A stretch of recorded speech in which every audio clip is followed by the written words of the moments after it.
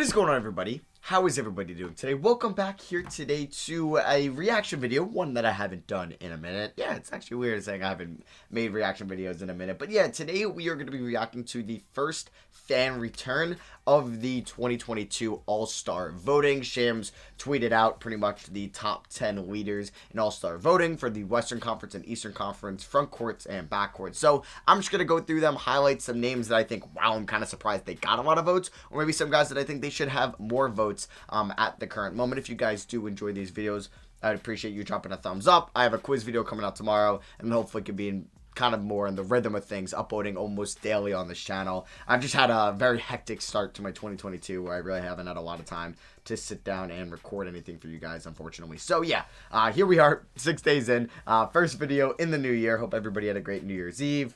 New Year's Day is off to a good 2022, and just remember, if it's a shitty start so far, mine hasn't been the greatest either. Just, you know, it's 1 week of a 52-week year, so there's plenty more time to make up for this year, and I think it's going to be a good one. So, yeah, we could start off kind of looking at the front court in the Western Conference. LeBron, top vote getter, not the best, I would say, player there. I would say Jokic is a little bit better this year, but LeBron has been nothing short of amazing. He's pretty much the most popular player in the league on the most popular team.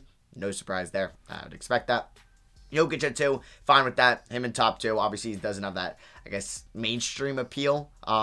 I don't know, like the LeBron appeal, but there's very few players that do have that in the NBA. But yeah, Jokic 2, I'm cool with that.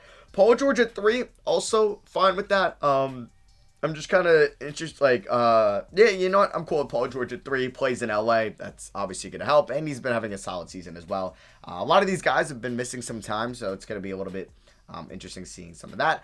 4, Andrew Wiggins. Imagine saying that, man. Imagine saying that a couple years ago. But I think we all knew when that D'Angelo Russell, Andrew Wiggins trade happened back in the 2020 trade deadline, we knew that he was going to at least perform better in Golden State. Just the way the system was ran, they were just a more respectable and well-run franchise than Minnesota at the time. It's pretty, like, obvious to say. I'm not like trying to shit on Minnesota right now, but yeah, like Golden State was in a lot better position. He got to kind of shine a little bit when like everybody was hurt that year. When Clay was hurt, Curry was hurt, Draymond had some injuries. I mean, that was a terrible year for them.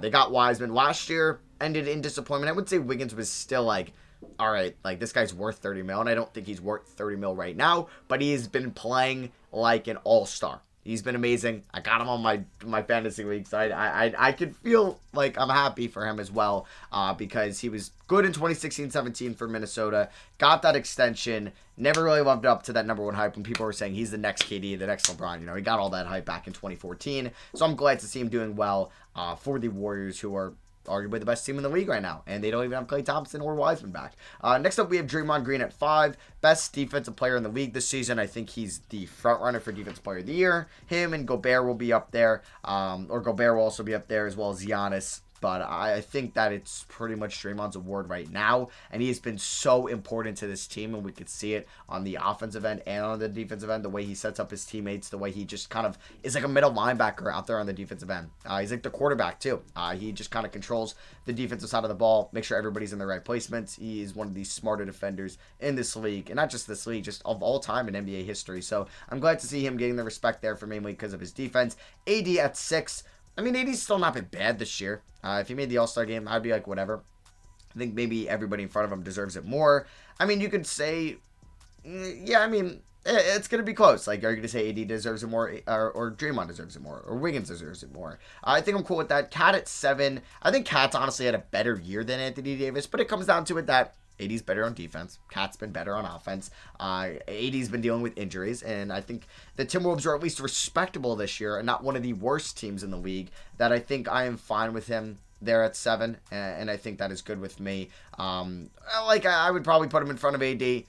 I would even say, okay, Wiggins, but because, like, I don't really take record into effect too much or into account too much because, yeah, Wiggins is on the best team in the Western Conference, but I mean, Cat's a better player.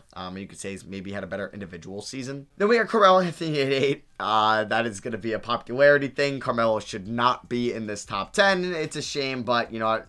Usually the 8th highest vote getter in the front court doesn't make it anyway. So, you know what? It is what it is. Give Melo his love. Whoever was in the spot wouldn't have made it anyway. Rudy Gobert was kind of shocked to see at 9, but I guess it's the Jazz. since how they're a small market and Gobert's not a flashy player, if they're not the 1 seed and like the best team in the league at this point, like they were last year, he's just not going to get voted into the All-Star game, especially with like there being another Jazz there as well. But he actually has more votes than Donovan Mitchell, which is kind of shocking. But yeah, he's there at 9, and DeAndre Ayton, who's had an incredible season at 10. Yeah, okay. I'll go through it at the end on guys that I think could have been kind of snubs off this as well. So we'll go on to the guards of the Western Conference, where we have Steph. No surprise. I would say I don't know, he's in kind of a cold streak right now, but he's still the MVP. He's up there with Giannis and KD and Jokic, I would say, and LeBron even, as probably the 5 best players in the league this year. Next up, Luka at 2. Good with that. He's missed time with injury and health and safety protocols, but I'm cool with that. I really am surprised to see, one, Klay Thompson at 4. The man hasn't played a game yet, and he will have played, like, I think he debuts soon, right? I want to say he does. I think he is. And he's there, so he's going to play games before the All-Star break. So I don't know. I hope he doesn't get voted in, because he's only going to have been played like 15 games, maybe by then, because he's definitely not going to be playing back-to-backs, I think, to start off the season. But who knows? Maybe Kerr said he will. Ja at 3. I'm surprised to see Ja is more popular than Booker and Mitchell. I am, honestly. I thought at least, like, maybe Mitchell, okay, Utah, but, like, Memphis is just as, like, small market as Utah, so that is very shocking. And I know Ja's having an incredible season. He missed time with injury as well. That's shocking to see. Klay at 4 shouldn't be there, so that's annoying. But it is what it is. I mean, we see one of these every year. We've seen Caruso in the top 10. Like Kyrie Irving is number 6, and this kind of came out when he's played 1 game. So yeah, it's annoying. Like Derrick Rose 7th in front of Garland and VanVleet. It's a popularity contest for the top end. So. Yeah, I was just shocked to see Ja in front of Booker and Mitchell. Chris Paul at 6, I'm fine with that. Lillard at 8. Yeah, Lillard I don't think is going to make the All-Star game. And I think, as my lighting goes dark, like, I feel like some guys that, even if they have an off-season, like Kyrie hasn't even played a game yet, and he's 6, right? Like, Klay hasn't even played a game yet. He's 4. I would say Tatum has been a little bit of a disappointment this year. He's 4. Like, Damian Lillard's 8, and he's a very popular player throughout the league, but I guess not popular enough where he started off very slow to the year. Might not get in. Russ should not get in, but he's popular on the Lakers, so he's 9, and Anthony Edwards at 10, who's been having a good season. So that is the Western Conference. Biggest gripes there. I mean, I would say Melo. I would say Klay. And I would say that's fine with me. Like 80 and 6, I think is fine. Like over Cat, it is what it is. But I would say, yeah, Melo and Klay. And then over here on the Eastern Conference front court, we have KD, deserving, Giannis, deserving, Embiid, very deserving. And then Tatum, I think Butler has been better than Tatum. And like, I'm glad Jared Allen is getting the votes at 6. I hope he ends up making it, and there's a chance he does. There could always be replacement guys, but you could say the top 5 end up making it, and you could say Jared Allen's been a better player than Tatum. Nah, I don't know. I'm just messing. So Bam at 7. Okay, I'm glad Allen in front of him, but even though Bam's been good this year, Miles Bridges at 8. Okay, but yeah, LaMarcus Aldridge at 9.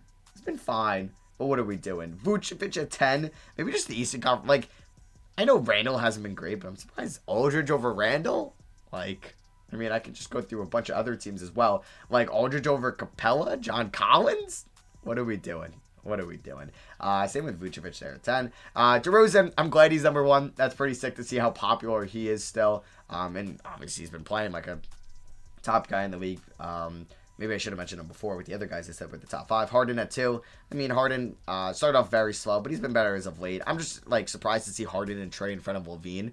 I thought Levine would be a starter, and we'd see the Bulls backcourt be a starter there. LaMelo, popularity there at 5. I'm fine with that, even though you could make an argument that Garland and VanVleet have been better. Kyrie at 6, whatever. Rose at 7. We all know how popular Derrick Rose is. Tyler Hero at 8. You know, he's been good. I think Tyler Hero, I'm fine with him being in the top 10. Garland and VanVleet should be higher and have more votes. So my biggest gripes there in the East pretty much are LaMarcus Aldridge, maybe a little bit of Vucevic, definitely Kyrie Irving, and I guess Derrick Rose. So I would say my biggest Eastern guard that's not there that I'm surprised to see is Bradley Beal. Now, I don't think Bradley Beal would maybe deserve it over these top 4, but I'm just kind of shocked to see Bradley Beal not there in the top 10. And I guess for the front court, I mean, like, over Aldridge and Vooch, you can make an argument for, like, Siakam, even though he missed some time. You could say Jeremy Grant, you could say Julius Randle, but I really wouldn't think that they're all stars even close to it this year. But then also, like, that's been better, I think, than those two guys is Evan Mobley of the Cleveland Cavaliers. I think he should be in there as well in the front court. I think for the front court of the Western Conference, maybe Brandon Ingram is a snub outside that top 10. Bojan Bogdanovic, who's been having a good season as well. And then also in New Orleans, like Brandon Ingram, Jonas Valanciunas, maybe you could see there.